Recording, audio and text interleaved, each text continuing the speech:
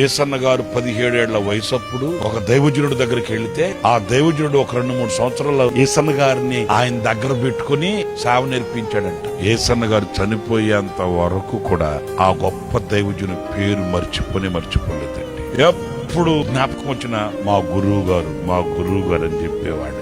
ఆ కృతజ్ఞత యేసన్న గారిని అంత ఉన్నత స్థితికి తీసుకుని వెళ్ళింది. ఆఖరి రోజుల్లో, చివరి రోజుల్లో కూడా ఆయనకి పరిచర్య నేర్పించిన వారిని ఘనంగా చెప్పుకొని కన్నీళ్లు పెట్టుకునేవాడు. ఇదే గుంటూరు లేమల్లికి నేను ఒంటరిగా వచ్చేస్తున్నాను.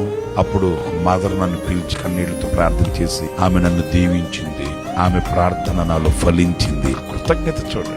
ఊరకనే నచ్చుతాడు దేవుడు, ఊరకనే మెచ్చుతాడు. చిన్ని సహాయమే కావచ్చు. ఆ చిన్ని సహాయమే నీకు లేకపోతే ఆ రోజు నీ బ్రతుకు చిందరవందరైపోయి ఉండేది కదా. గొంతు ఆరిపోయి ప్రాణం పోయే సమయంలో కుండ నిండా అవసరం లే, ఒక కుక్కే నీకు కావాల్సి. ఆ కుక్క గొంతు తడిపిన వాడే గుండెల్లో ఉండవలసి.